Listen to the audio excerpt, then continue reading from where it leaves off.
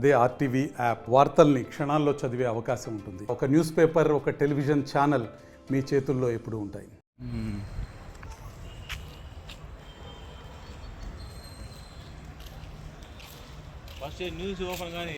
ఒక క్రమ పద్ధతిలో ఎలాంటి తొక్కిసలాట జరగకుండా ఎవరికి ఎలాంటి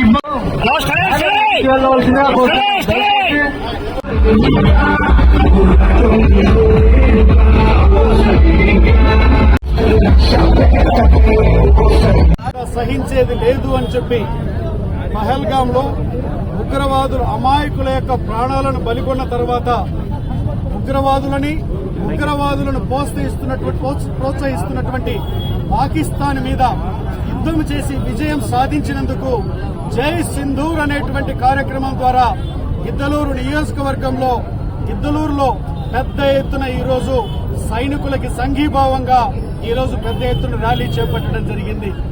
ఒకటే చెప్తా ఉన్నాం, ఈరోజు పక్క దేశమైనటువంటి పాకిస్తాన్ దొడ్డిదారిన మన దేశ సార్వభౌమాధికారాన్ని మనకి దాడి చేస్తా ఉంది.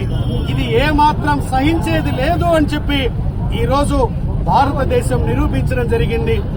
గౌరవ ప్రధానమంత్రి గారు నరేంద్ర మోడీ గారి నాయకత్వంలోని భారతదేశ ప్రభుత్వం, అలాగే మన యొక్క ఆంధ్రప్రదేశ్ లోని ప్రభుత్వమే కాకుండా మన దేశంలోని అన్ని రాష్ట్ర ప్రభుత్వాలు ఈ యొక్క సైనిక చర్యకి సంపూర్ణమైన మద్దతు ప్రకటించడం జరిగింది. ఒకటే చెప్తా ఉన్నాం, మీరు మీ దేశంలో అభివృద్ధికి కాంక్షించండి, కానీ పక్క దేశం అభివృద్ధి చెందుతా ఉంటే చూసి ఎందుకు ఓర్వలేకపోతున్నారని నేను అడుగుతా ఉన్నాను. కాశ్మీర్ ఈ రోజు టూరిజం పరంగా గాని అక్కడ ఉన్నటువంటి ప్రజలు ఎంతో సంతోషంగా ఉంటే ఆ సంతోషాన్ని చూసి ఓర్వలేనటువంటి ప్రక్క దేశమైనటువంటి పాకిస్తాన్ ఉగ్రముఖులను పంపించి అమాయకుల ప్రాణం బలిగొంటే చూస్తూ ఊరుకునేదానికి భారతదేశం చేష్టలుడిగిన దేశం కాదు.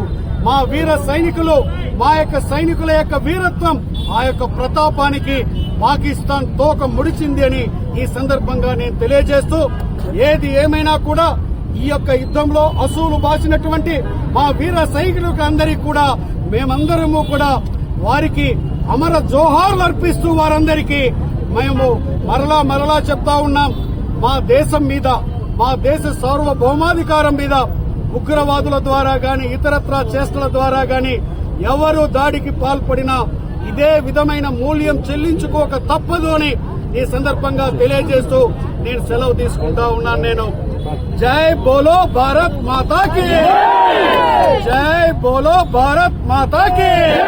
మరిన్ని వీడియోస్ కోసం ఛానల్ ని సబ్స్క్రైబ్ చేయండి. లేటెస్ట్ అప్డేట్స్ కోసం వాట్సాప్ ఛానల్ ని ఫాలో అవ్వండి. ఆ లింక్ డిస్క్రిప్షన్ లో ఉంది.